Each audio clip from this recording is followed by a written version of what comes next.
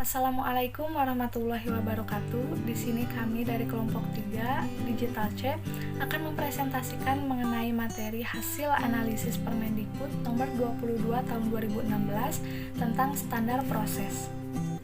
Perkenalkan, saya Rika Amalia Rahmawati dan dua rekan saya yaitu Arif Kusuma dan Via Nurfiana. Di sini saya akan memaparkan pertama yaitu mengenai intisari Permendikbud nomor 22 tahun 2016. Yang pertama yaitu prinsip pembelajaran. Dalam prinsip pembelajaran Permendikbud nomor 22 tahun 2016 memuat poin-poin berikut ini, yang mana peserta didik diberitahu menjadi peserta didik mencari tahu. Nah, dalam poin tersebut, yang sebelumnya jika terjadi adalah guru berbicara dan peserta didik banyak mendengarkan, menyimak, menulis. Namun saat ini guru harus lebih banyak mendengarkan siswanya, saling berinteraksi, berargumen, berdebat, dan berkolaborasi. Sehingga peserta didik akan lebih aktif dalam pembelajaran serta peran guru dalam mengajar berubah menjadi fasilitator bagi peserta didiknya. Nah, poin yang kedua yaitu sebelum mekanisme dalam pembelajaran yang terjadi adalah satu arah, namun kali ini mekanisme pembelajaran yaitu dua arah antara peserta didik dan guru. Nah, selain itu, poin yang ketiga yaitu guru sebagai satu-satunya sumber belajar, namun sekarang menjadi pembelajaran berbasis aneka sumber belajar. Sebagaimana kita ketahui, kita dapat belajar dengan siapa saja dan di mana saja. Sangat mudah mengakses sumber belajar dan sebagainya di dalam internet. Nah, begitu juga pada pembelajaran. Guru sudah tidak lagi menjadi satu-satunya sumber pembelajaran oleh siswa, namun siswa dapat mengakses apapun yang ingin dia ketahui, baik itu melalui buku, internet, dan lain sebagainya. Poin yang selanjutnya yaitu pendekatan tekstual menjadi proses sebagai penguatan penggunaan pendekatan ilmiah. Nah, selanjutnya yaitu pembelajaran berbasis konten kini menjadi pembelajaran berbasis kompetensi. Dalam poin selanjutnya yaitu pembelajaran parsial menjadi pembelajaran terpadu. Nah, selanjutnya pembelajaran dapat dilaksanakan di rumah, di sekolah, dan juga di masyarakat. Sebagaimana kita ketahui, banyak orang tua berpendapat bahwa pembelajaran yang dilakukan yaitu hanya di sekolah saja. Namun pada prinsip ini yaitu pembelajaran dilakukan dalam tiga ranah, yaitu pada keluarga, masyarakat, dan juga di sekolah.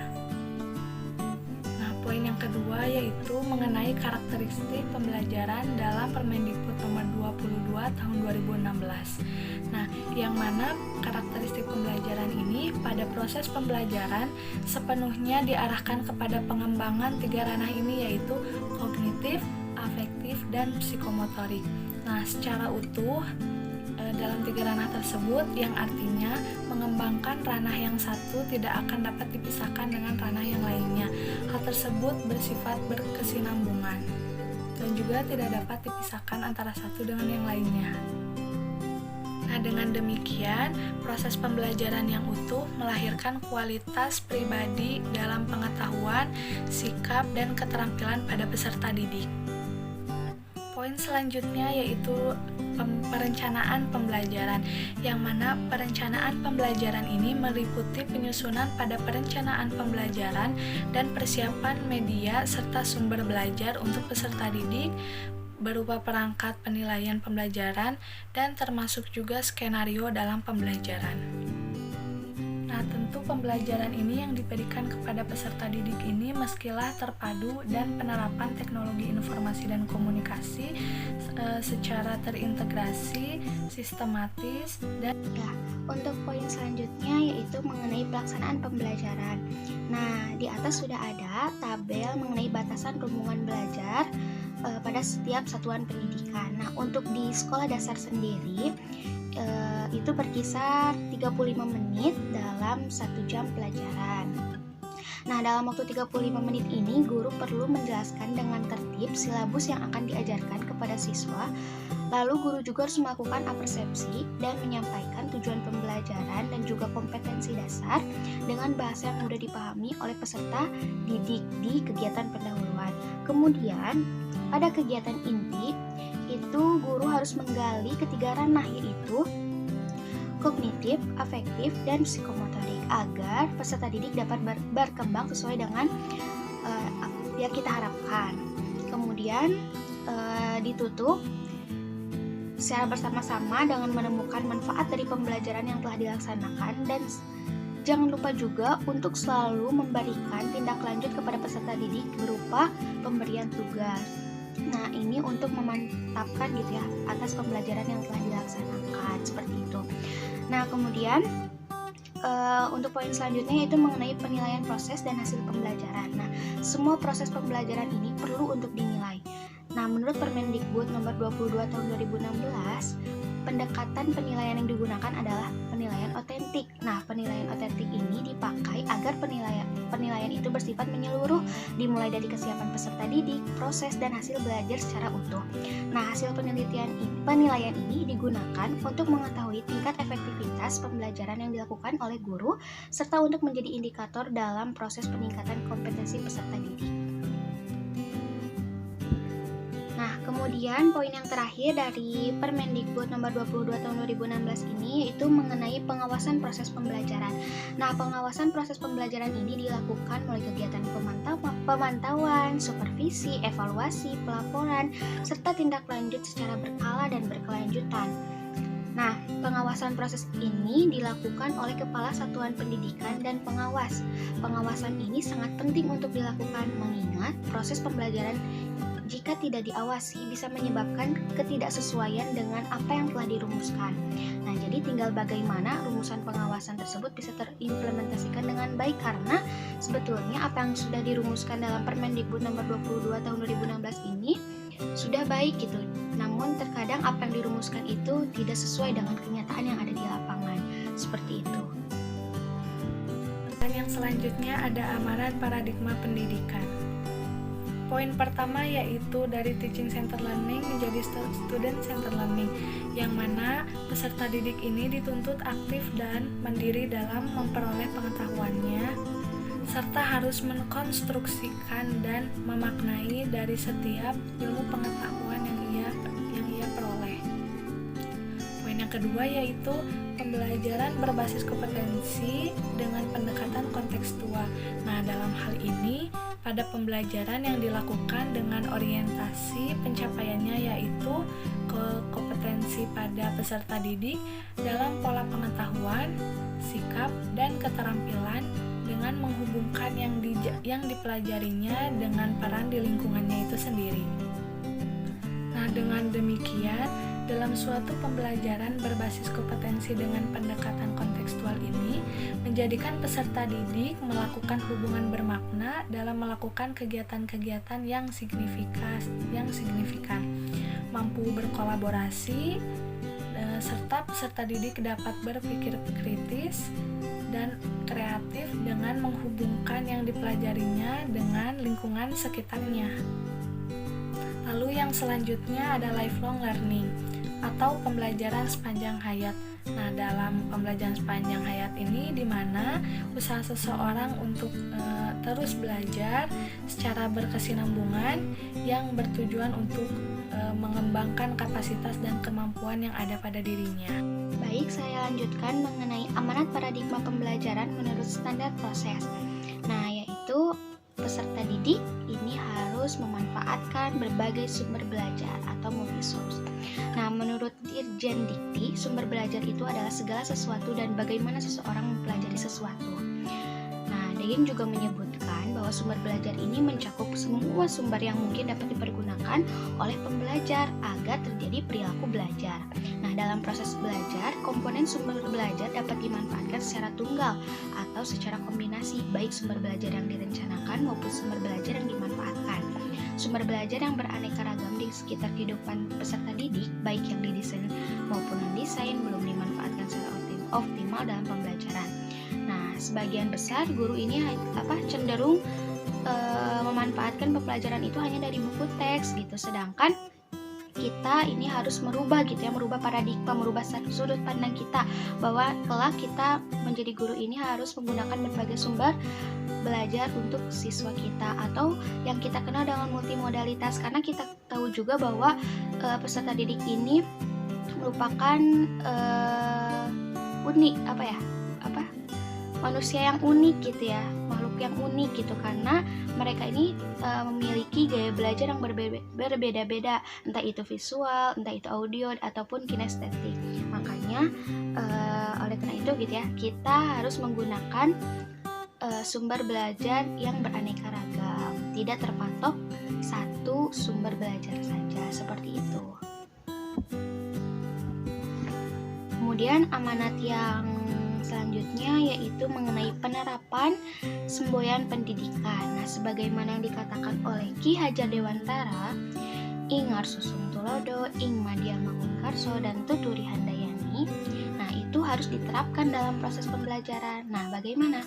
Nah, Ing Arsusung Tulodo artinya dalam pembelajaran itu kita menerapkan dengan melaksanakan pembelajaran yang dapat menerapkan nilai-nilai keteladanan kepada peserta didik. Jadi kita sebagai guru harus menjadi teladan bagi peserta didik kita.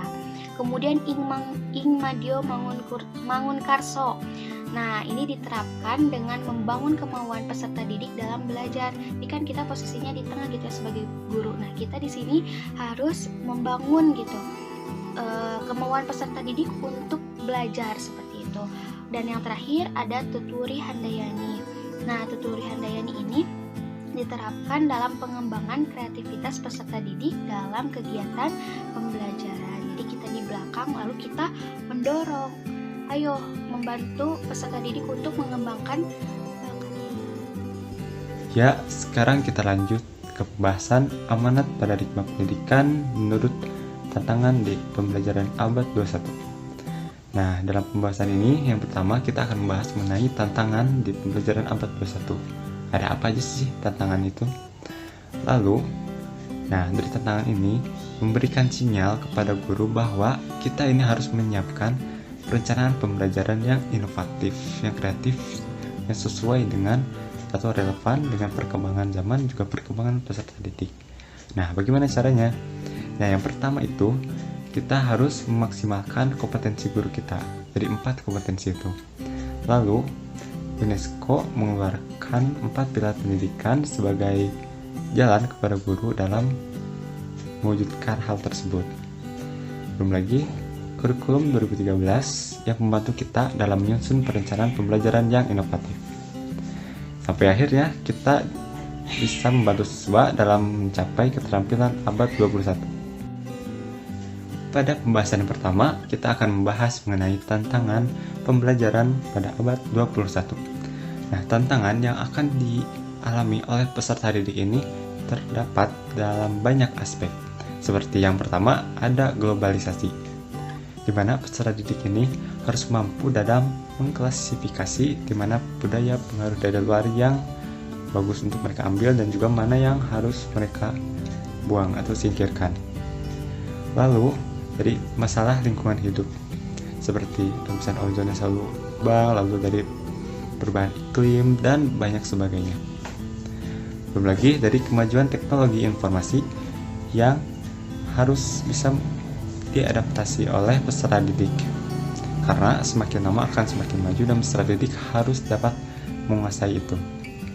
Lalu dari kebangkitan industri, baik itu bidang kreatif, budaya, dan sebagainya. Untuk dapat menjawab tantangan pembelajaran abad 21, guru terlebih dahulu harus menguasai 4 kompetensi guru.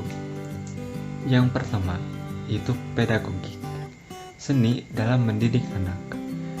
Peserta didik yang akan kita ajari nanti adalah anak, makhluk hidup, manusia yang kompleks. Jadi kita harus memahami dengan betul bagaimana cara mengajar atau mendidik anak dengan pembelajaran yang tepat. Yang kedua, ada kepribadian. Siswa atau peserta didik yang nanti akan kita ajar itu adalah cerminan dari bagaimana kita mengajar mereka nanti. Jadi, sebelum kita memperbaiki karakter anak, langkah baiknya kita perhatikan dulu perhatikan terlebih dahulu karakter diri kita sendiri. Lalu yang ketiga, ada sosial. Mau kamu introvert, extrovert, ataupun ambivert, kita harus dapat bersikap dengan ramah dan juga menyenangkan kepada setiap peserta didik. Jadi, mulai latih dari sekarang ya. Teruntuk buat kamu yang introvert. Keempat, ada profesional. Kita sebagai guru ditakdirkan untuk dibebani dengan muatan pembelajaran yang banyak. Apalagi dalam pembelajaran abad 21 ini, itu pembelajarannya disampaikan dalam bentuk tematik, bertema-tema. Jadi kita harus sekreatif mungkin, seprofesional mungkin dalam menyampaikan bahan ajar kita kepada peserta didik kita nanti, agar dapat dipahami dengan benar oleh mereka. Nah, itu tadi adalah gambaran untuk kita sebagai calon guru nanti dalam mengembangkan 4 kompetensi guru agar dapat memfasilitasi peserta didik dalam mencapai keterampilan abad 21. Selanjutnya, kita akan membahas mengenai 4 pilar pendidikan. Nah, 4 pilar pendidikan ini dikeluarkan oleh UNESCO dan bertujuan untuk membimbing kita para guru dalam melaksanakan pembelajaran di abad 21 ini. Yang pertama, ada learning to know. Nah, peserta didik ini terus belajar dalam memperoleh ilmu pengetahuan yang baru. Dan ilmu pengetahuan baru ini tidak berasal dari hasil temuan yang ditemukan oleh orang lain, melainkan mereka harus merasakan, melakukan, dan melihat dengan mata mereka sendiri mengenai apa yang mereka pelajari agar dapat tertanam di pemikiran mereka dengan jelas. Yang kedua, ada learning to do. Nah, ini fokus untuk bekerja, tetapi tidak hanya berfokus kepada yang mekanistik atau yang dapat digantikan oleh robot, melainkan maksudnya di sini tuh adalah kita dapat menggabungkan kemampuan motorik dengan kemampuan intelektual yang tinggi agar dapat bersaing di dunia kerja nanti. Contoh pekerjaannya seperti controlling, monitoring, maintaining, designing, dan lain sebagainya. Yang ketiga, ada learning to live together. Jadi, guru harus memaksimalkan bagaimana caranya agar tingkat kesadaran peserta didik terhadap persamaan sesama manusia yang beragam dan menyadari bahwa kita satu sama lain itu saling bergantungan, dan itu semua direalisasikan dalam bentuk pembelajaran kooperatif. Yang terakhir adalah learning to be. Jadi, learning to be ini adalah bentuk proses akhir ketika 3 pilar sebelumnya itu dapat tercapai dengan lancar. Ketika 3 pilar sebelumnya telah tercapai, maka peserta didik akan percaya diri dan dapat mengenali dirinya dengan tepat, mengenali kelebihan dan kekurangannya, dapat mengendalikan emosinya, juga memiliki rasa empati yang tinggi, dan lain sebagainya. Pelaksananya 4 pilar pendidikan ini, peserta didik akan melaksanakan pembelajaran dengan konsep Joy of Discovery, di mana peserta didik ini akan belajar atas kemauannya sendiri. Ya, pembelajaran sepanjang hayat tanpa disuruh oleh guru. Selanjutnya adalah amanat yang diberikan oleh tantangan abad 21 kepada kita calon guru adalah membuat perencanaan pembelajaran yang inovatif sesuai dengan perkembangan zaman dan juga relevan dengan perkembangan peserta didiknya. Nah, perencanaan pembelajaran yang inovatif itu yang pertama harus sesuai dengan tujuan kita, yaitu agar peserta didik dapat mencapai keterampilan abad 21. Yang kedua, yaitu pembelajaran HOTS, di mana peserta didik dilatih untuk selalu berpikir kritis dan juga menjadi problem solver di setiap pembelajaran yang kita laksanakan.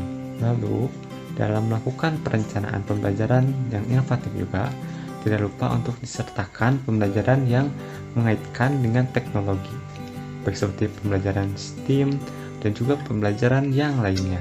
Lalu, kita juga harus berfokus kepada kemampuan dan juga proses kerja otak anak dengan pembelajaran berbasis neuroscience.